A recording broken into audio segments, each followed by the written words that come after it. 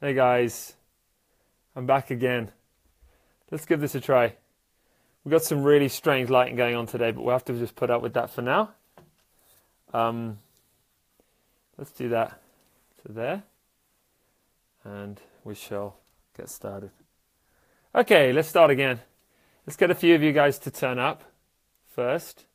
See if that helps. Yeah, that's good. And it's good to be here. Good to be here, guys. Just starting a little bit later than I'd planned.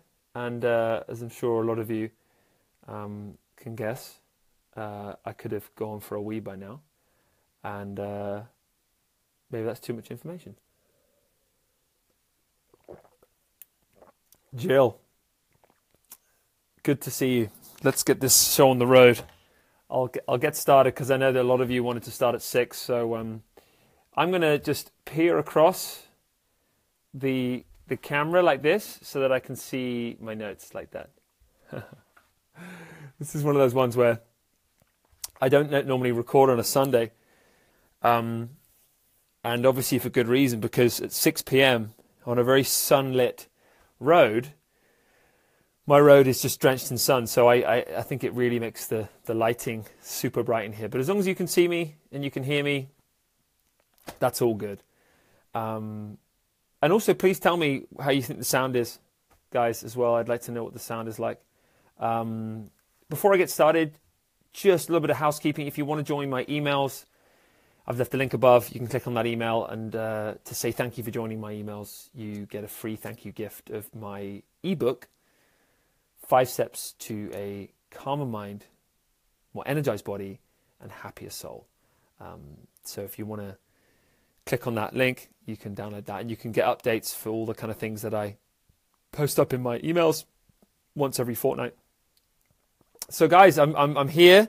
The reason why this is on a very sunny Sunday is because on Thursday I was in agony. Oh my goodness me, was that a challenging time. And I was in a really, really dark place. I had horrendous toothache.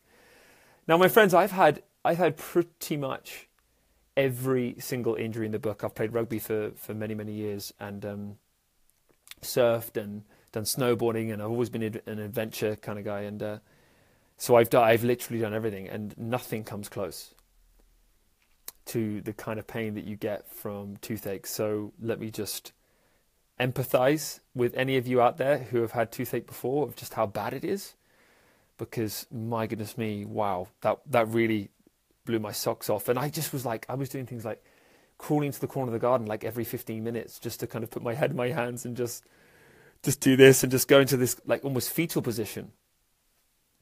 And I flipped myself around the wrists because I was an absolute fucking dickhead for not going to the dentist over the last few years. And I can only blame myself for, being the person that caused that, because, I'm the one that created the situation and the problem. Now I've caused... How do you guys like a little bit of a pink veil over your camera lens? Look like that. How good's that? Let's get that behind there. This is what happens when you do it on a Sunday night. I've got no setup there. Right, we're good. So I'm just going to go through the 10 myths of fat loss and what to do instead. And so the first myth is having to go on a diet. So there's this idea that we've got to go on a diet to somehow achieve the body that it is we're looking for. And the reason why it's a myth is because when you go on a diet, you decrease your metabolism. Now, what can happen with a diet is we kind of go on the scales and go, oh, wow, this is wonderful. I'm losing weight. And that's great. And then we get to a certain point in the diet, and I want you guys to chime in at any point, if you have experienced this in your life, where you get to that point in a diet where you get so fucking hungry and so miserable and pissed off and tetchy and irritable and frustrated that you just go, right, fuck this. And I'm going to just have like 15 cakes. So you'll lose a bunch of weight like this, and then you'll just think, fuck this, and you go back to putting it on, and you lose a bunch of weight, and then you think, fuck this, and you put weight on. And if you've ever done that, let me be the first to empathize, because I've done that too. And I used to do that loads when I was younger, and my weight used to fluctuate. And I've helped hundreds of clients lose weight over the years, and the first thing I always get them to do is to come off a diet. Now, you might then be thinking, well, what do I do instead? Because obviously dieting is supposed to help me lose weight. Well, what it does do is help you lose weight, but only in the short term.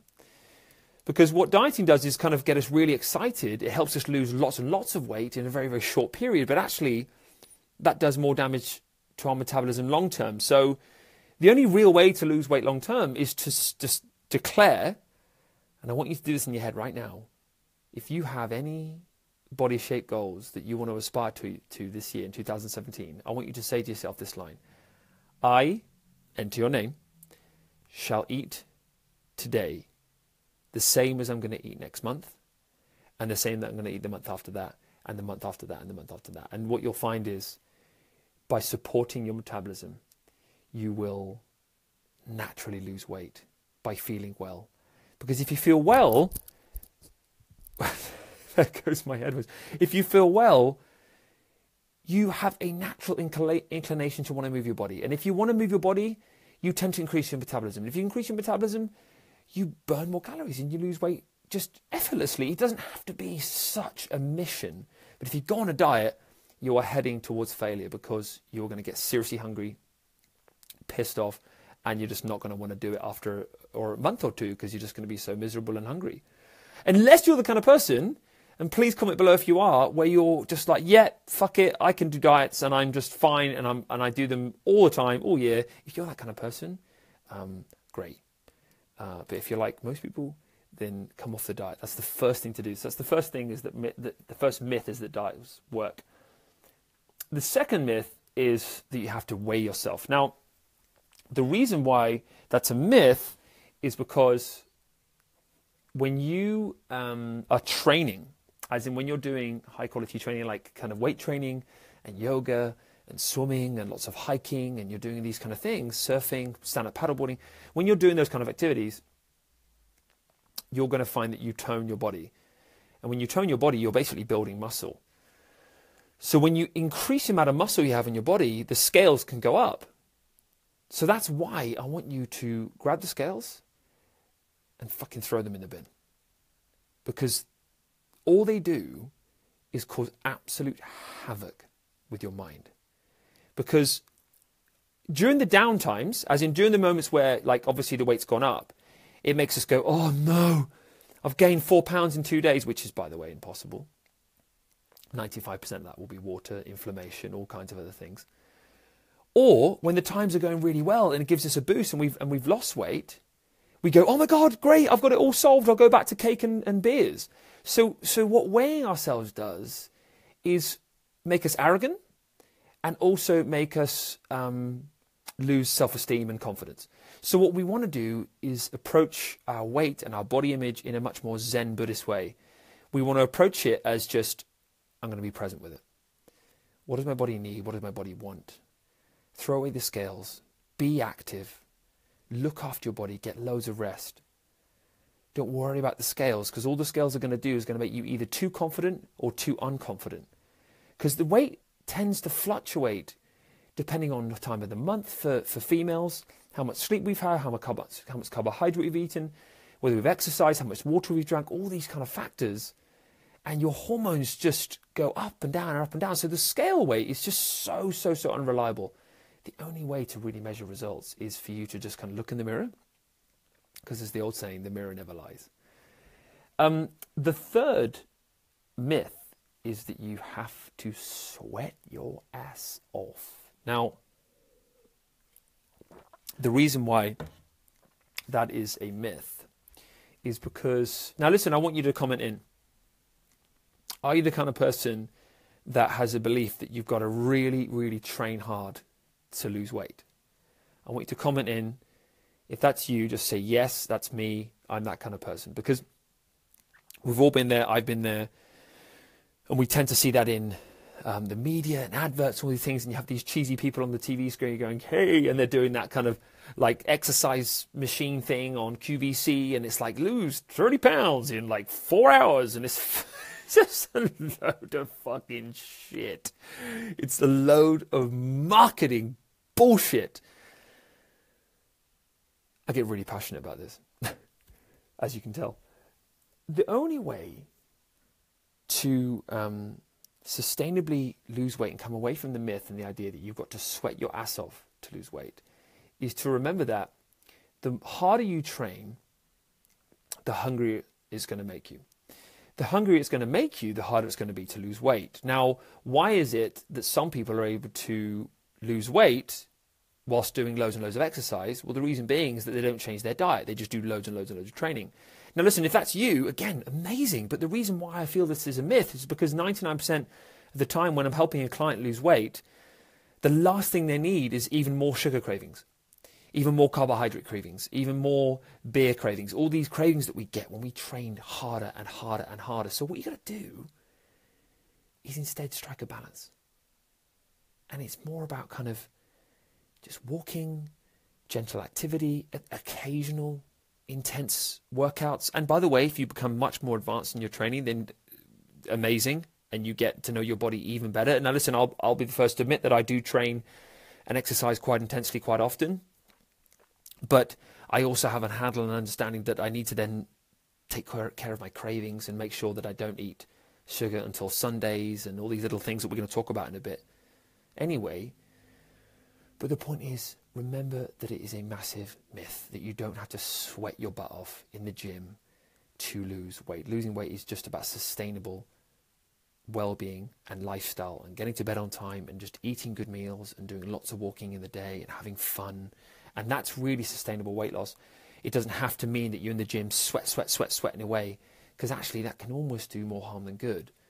Like I said, it can drive cravings through the roof.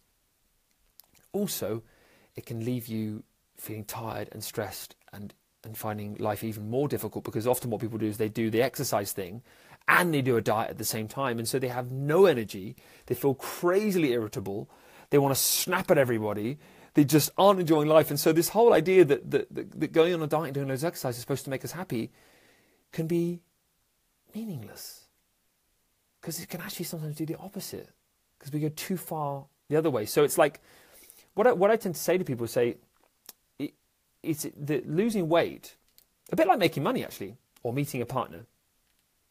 There's kind of three things that I think most humans want the most. Wanting those things is like holding on to a pile of sand. Now, if you have a pile of sand in your hand and you grip it really, really tightly, the sand falls out of your hand. Now, equally, if you hold the sand like this, then it just kind of pours out of your hand. So the key to losing weight, just like meeting a partner or making money or all these things that we want, these cool things in life, that they're not the things that are integral to happiness, but they're certainly things that can help, is that when we clench too tight or go too loose, the sand falls out. So what we're going to do is find that little bit in the middle where we care enough that we want to lose weight, and we do what we need to do that. Like, we need to just eat. Of course we need to eat well. You need to eat, vegetables and proteins and good food, and not overeat on portions, and, do some exercise in the day. We do need to do the basics, of course we do. But what we don't want to do is overdo that and clench too tightly. Because if you're the kind of person that's constantly battling with your weight or with your finances, or we're trying to meet a partner or sort your lifestyle out, or with your mind. We've talked about this many, many times before on the podcast, where as soon as you create force, you're met with more force. It's the law of attraction. As soon as your gentle desire for something that you want out of your life turns into a need, that need tells the universe that you need it because you don't have it. And if you don't have it, you're coming from a lack.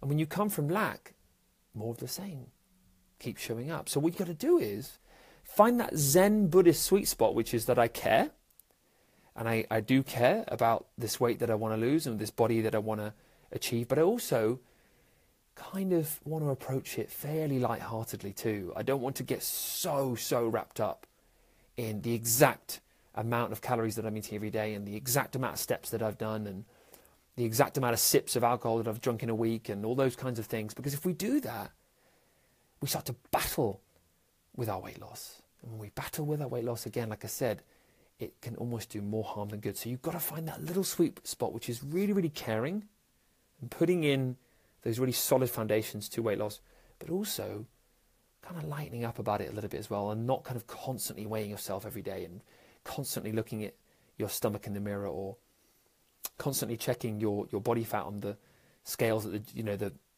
body fat measurement things at the gym. Like, it's just about finding that little balance in the middle. The next myth is by the way, the lighting today is kind of cool, right? We've got like a bit of a red light thing going on back here. This is like welcome to my brothel, isn't it? A little bit. Chime in if you think this is like a little bit of a brothel theme today. Now listen, let's not take that any further. But if Biddy is on the line, we might be in trouble there. Now, the next myth is that myth number 5. Myth number 4? Myth number 4 is that it needs to be super hard.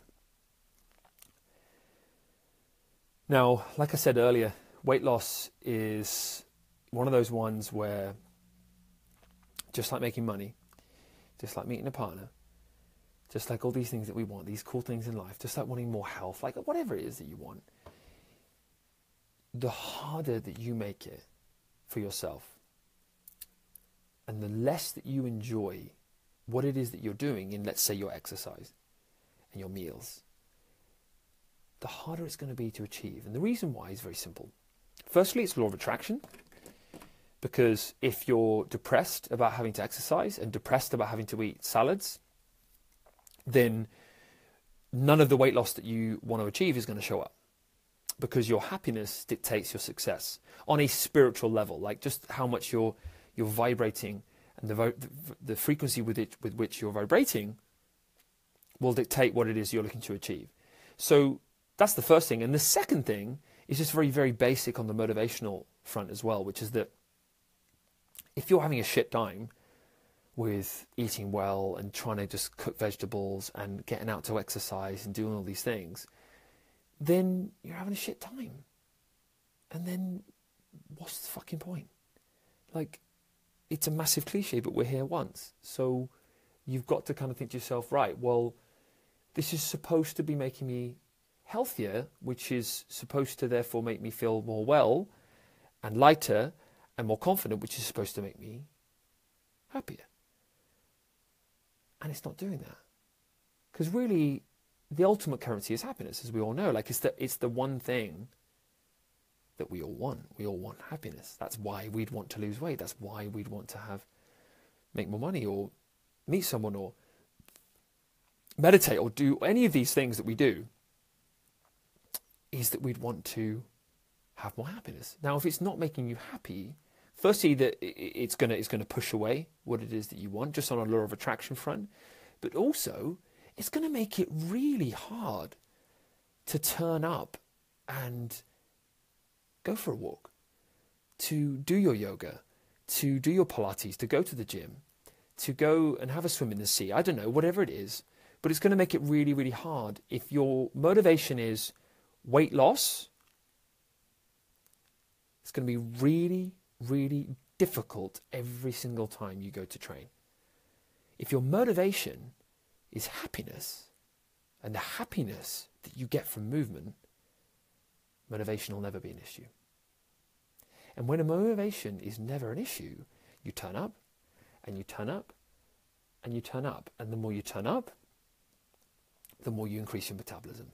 And the more your metabolism is increased, the more you lose weight. It's a very, very simple game. So all I want you to do is just assess today, and I want you to ask yourself, right now, just ask yourself, how much do I enjoy my training? Like, how much do I enjoy my exercise? Do I get genuine joy from it? Because if you don't, and I'm talking like real, genuine joy, like at least a 7 or 8 out of 10. If you don't, then just tweak it and just try something else and just keep trying different forms of exercise until you find one that starts to click for you. Now, listen, it might be for you just to go for a walk. You know, we get this idea that we have to go to yoga, that we have to do weight training, blah, blah, blah. And actually, that's not true at all. It's just about movement and about getting those vessels moving in your body, getting that blood flowing, getting that metabolism increased. It doesn't need to be any more complicated than that. It's just, what is your motivation? Because if the motivation is weight loss, you ain't going to get it. But if the motivation is to go and have fun, you probably are. Because it goes back to that analogy again about life, which is that if we clench the sand too tightly, this thing we want, which is weight loss, if we clench onto it, like, I want it like this, too tight, the sand falls out of our hand. And just in the same way, if we let it out too loosely, and we just, I don't give a fuck, I don't care about losing weight, then we won't get it either. So the only way to ever get what it is that you want is to find that balance between, you know what, I do care, and I'm going to put the work in, but I'm also going to have a load of fun doing it. And on the same side, I'm going to keep things super lighthearted and make sure that I'm really, really happy in the process of doing what I'm doing, and also in the result as well. So just want you to ask yourself that question. Now, if you're the kind of person who hasn't found what it is that you love to do when it comes to exercise, it could be a really good time this summer to experiment with lots of different activities. There are so many different forms of exercise. But what I will say is this as well, and this really is a sort of aspect of, okay, it won't be perfect, the journey to that increased metabolism, having fun doing what it is that you do. Because if you, let's say, want to do tennis, it's going to be quite a challenge at the start. And you're going to find yourself kind of getting a little bit maybe annoyed and frustrated at the beginning because it will be difficult.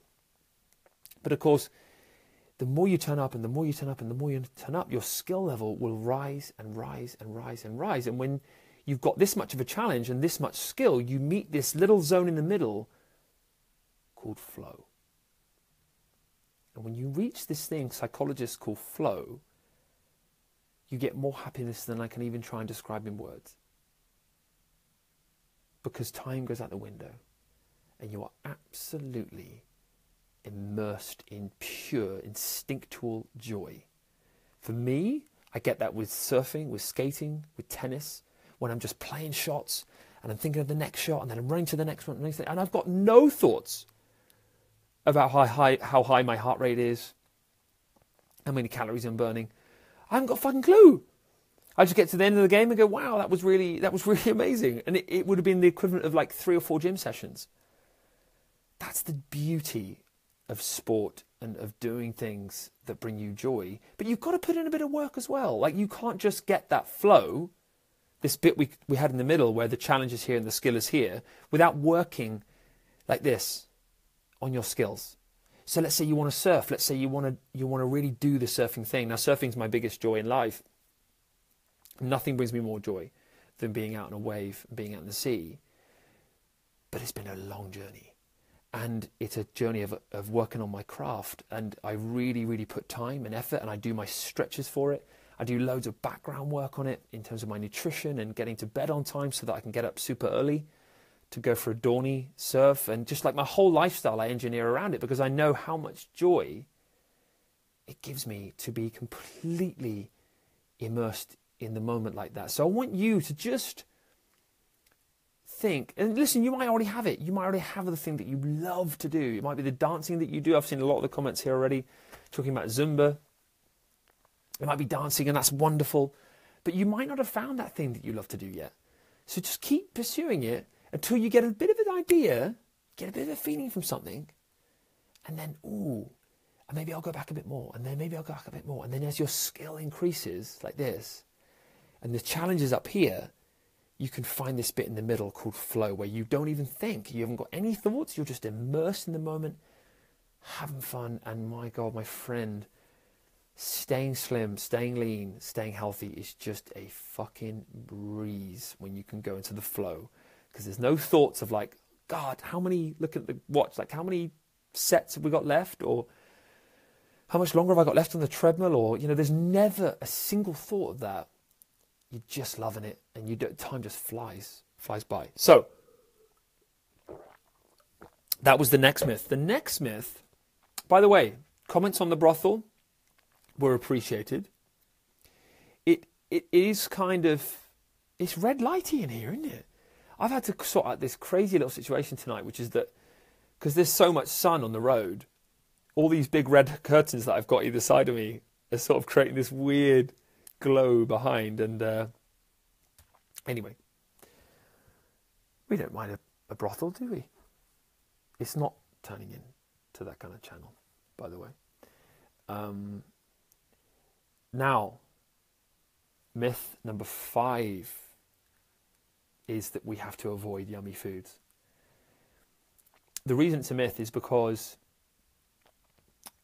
yes, it's important to eat clean, and yes, it's important to eat mostly vegetables and the occasional fruits, and you know quality carbohydrates from rice and potatoes, and lots of things like tuna steaks and chicken and beef and like salmon, and just like a wide range of broccoli and sweet potatoes, and to eat just basically a really varied diet, but basically a diet that's full of colour.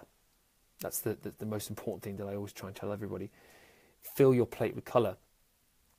All else being equal, of course, after a little while, it gets a little bit like, I've been eating clean for a few days. And it's vital, I believe, that we break that up with having a treat, with having fun. Whether that's a massive load of cake or pizza or whatever it is that you love to do, ice cream and stuff. But my recommendation on that is, I have this thing called ASITH, which is avoid stocking it in the house. ASITH.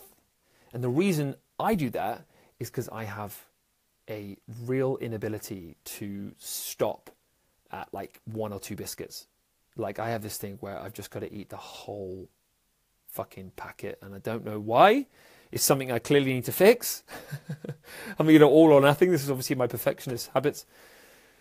And if you're like me, then you need to practice ASITH. And if you want to practice ASITH, it's just basically eat clean all throughout the week, and then on a Sunday morning, say, right, I'm going to have my pancakes, and then lunch, I'm going to have a big roast dinner, and then in the evening, I'm going to have my pizza and ice cream and whatever it may be. Basically, it's called like a cheat day. Now, for a lot of people, that doesn't work for them because they find themselves just feeling a bit bloated and a bit sick on this one day when they're supposed to be having fun. And if you'd rather be able to have those little bits of fun throughout the week, then amazing. The key to enjoying that food is to eat it guilt-free. If you have a brownie after dinner, be with the brownie. Enjoy the brownie. Immerse yourself in the brownie. Just really bring your heart and mind and soul to the experience of food, because the experience of food is wonderful when you really slow down and enjoy it. It's a remarkable thing. These things called taste buds designed to give us pleasure. In our brain receptors, we get these endorphin rushes and we get happiness from food. And God, what a wonderful idea. What a wonderful invention by nature that we get this thing called joy from food. So have fun. And then make sure that if you are mindful, in fact, I'll slow down. If you make sure that you're mindful, you'll notice that you don't need to have 2, 3, 4, 5. If you just are with the brownie and enjoy it for what it is and have it there, you'll notice that you'll get to the end and you'll probably be satisfied with just one. Now, if you aren't, and you go on to have another, and another, and another, and another, enjoy the whole lot. There is no point in drumming back through the past and creating guilt for yourself. Be present. And by being present, all the guilt will wash away. And any of your weight loss goals, well, they can just wait. There's no reason or need to beat yourself up if you're not achieving what it is that you want to achieve right now, because the present moment is a gift. It's a gift to choose how you want to respond to the way that you think and feel. And in any given moment, you have that conscious choice. And like Viktor Frankl once said, between stimulus and response, there's a gap. And in that gap is your ability to choose your response. So if you do eat 5, 6, 7, 8, 9, 10 bits of cake after dinner, and it's not on your cheat day, and it's not what you're supposed to have been doing, fuck it. It doesn't matter. Remember the analogy that sums up this whole video today, the sand. You don't have to clench on so tight to those weight loss goals.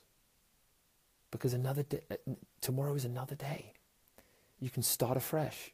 And yeah, you might be feeling a bit sick, and yeah, your sleep might be a little bit shit, and yeah, you know, all kinds of health things are a bit all over the place because of sugar. But truthfully, if you're carrying lots and lots of weight, you're probably doing that quite often.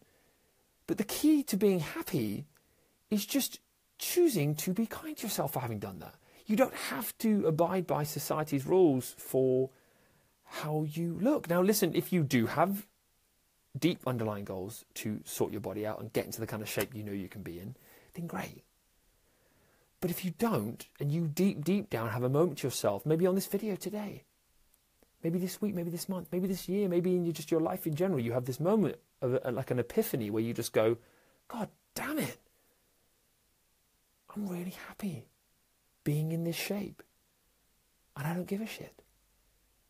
When you do that, you become the person that you've always wanted to be. And the most interesting and mysterious and amazing side effect takes place. And this is a side effect that really isn't becoming mysterious the more reading that I do about law of attraction. But it basically is just that when you give yourself a fucking break and just allow yourself to be happy in the shape that you're in, you start to notice your shape takes care of itself.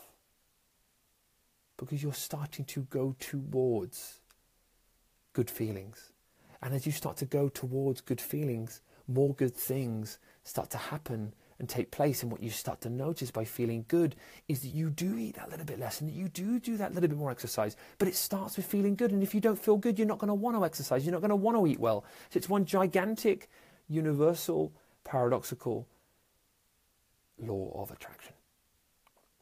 So be happy in the shape that you're in, even if you do eat too many biscuits. The next myth. I'm just going to have a little sip, my friend. That was quite some speech. My beautiful wife has joined the podcast. Alice. I haven't called you Alice for God knows how long. When was the last time I called you Alice?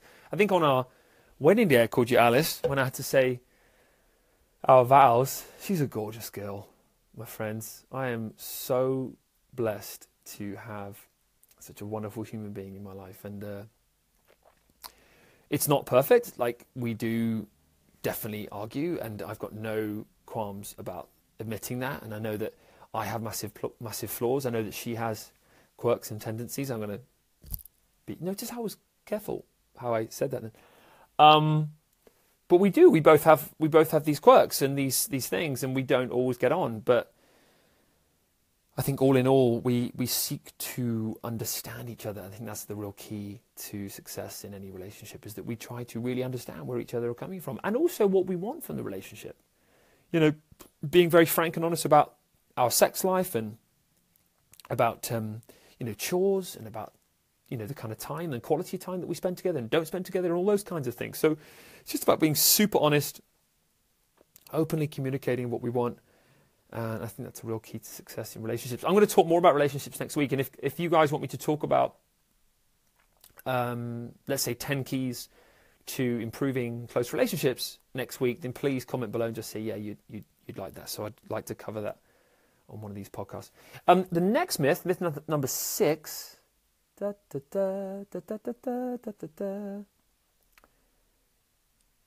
is that you have to avoid carbs. Now, the reason why that's a myth is that carbohydrate increases your metabolism. Now, a lot of people say that they get water retention with carbohydrate. Now, that can happen because you're eating the wrong kinds of carbohydrate. Now, if you take a load of bread, which is full of gluten, which can be particularly difficult for a lot of people to digest, it can leave you feeling bloated and windy, and you can end up feeling basically a bit fatter in a way.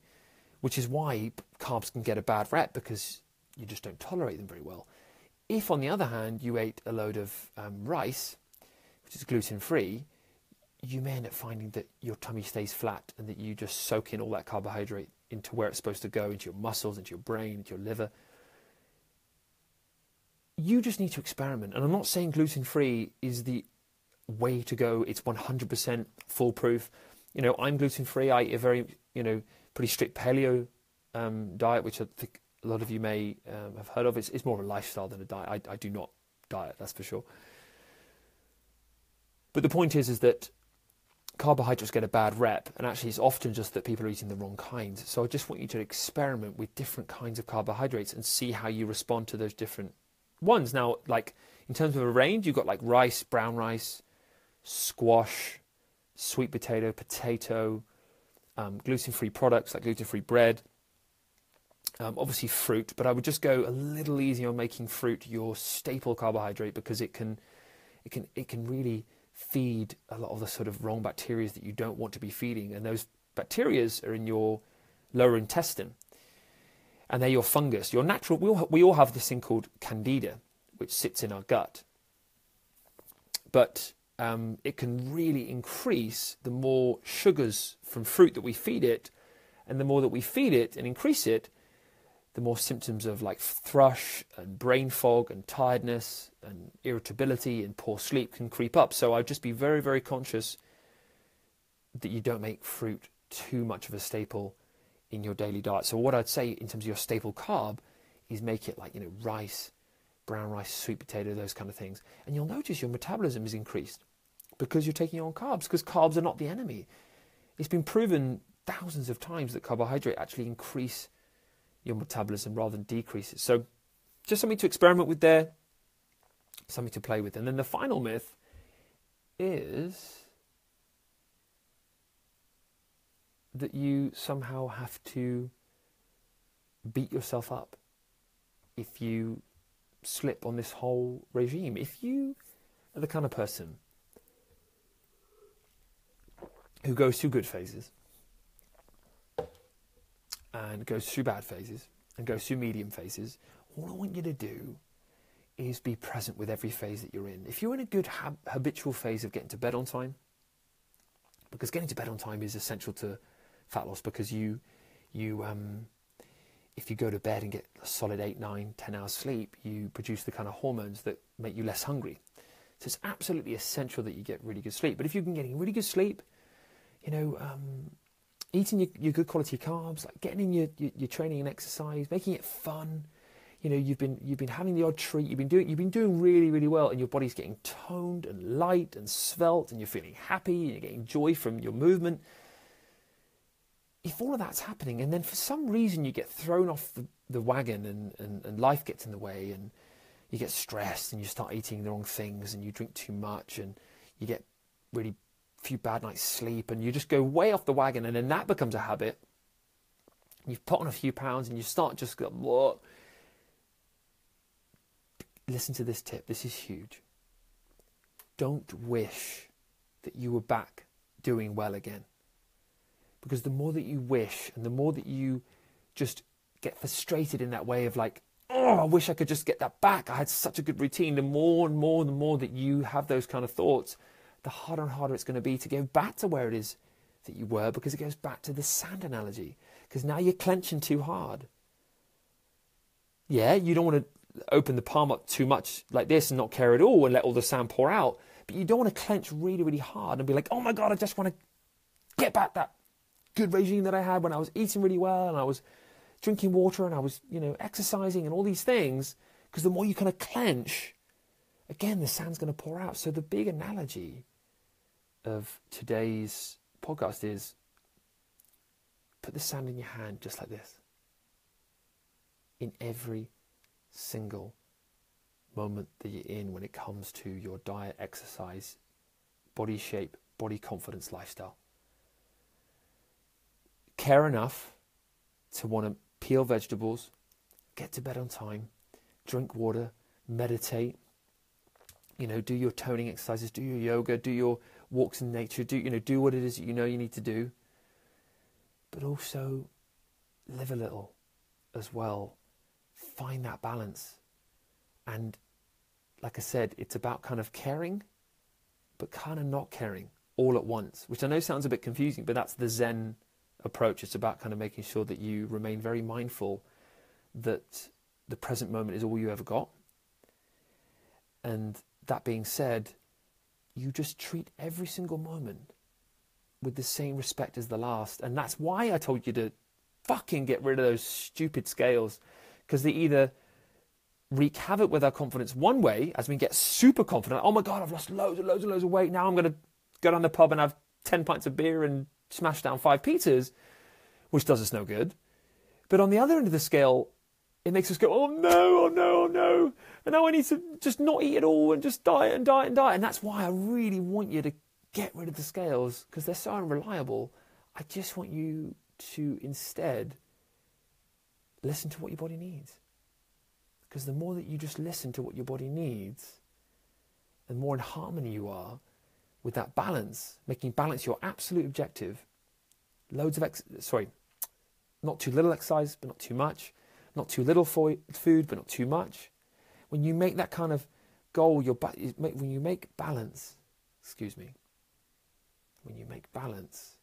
your goal, the result will be well-being. And when the result is well-being, energy is authentic. When you have authentic energy, you want to move, you want to eat well, and you want to keep that train rolling. It's a positive spiral. You'll just take care of, everything will take care of itself for you. My friends, maybe some final thoughts on the brothel session that was episode 10 of the Will's Wellness Warrior podcast. What do we think? Red background? Keep it or get rid? I don't know. That is all from me. I just want to mention before I go that I've got the link above. If you want to sign up to my emails that I send out twice every month with updates on courses and seminars and programs, and just the newsletter itself is just a way of providing insight and inspiration, motivation to live the healthiest, happiest, most productive life that you can.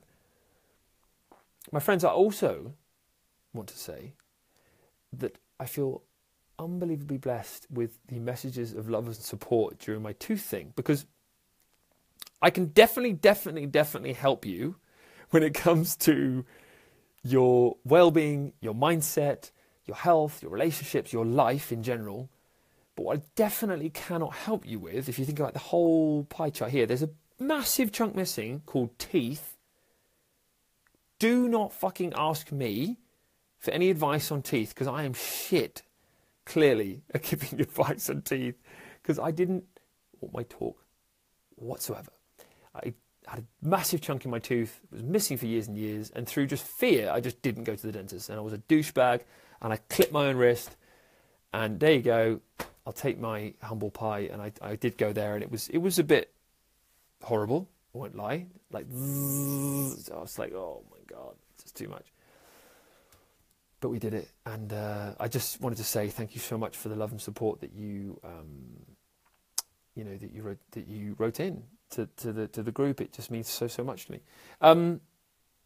Fiona, I hope Al's feeling better too. Yeah, no, she is. I'd like her to comment in. How are you feeling, Al? She's upstairs at the moment, so when I record this podcast, I have to send my poor family upstairs to. My daughter watches iPad. She goes, iPad? Can I watch iPad? I'm like, yeah, get the iPad. So she goes upstairs on the iPad. And my wife sits next to her while she reads her magazine, just so I can be in the living room recording the podcast. My friends, I'm going to wrap this up. It's been great. I'd love to hear your feedback, comments below. I want you to comment below. What are you going to do this week, based on today's podcast, based on the learnings? What are you going to do this week differently that could help you achieve the body that you want? My friends, loads of love. Bye-bye for now.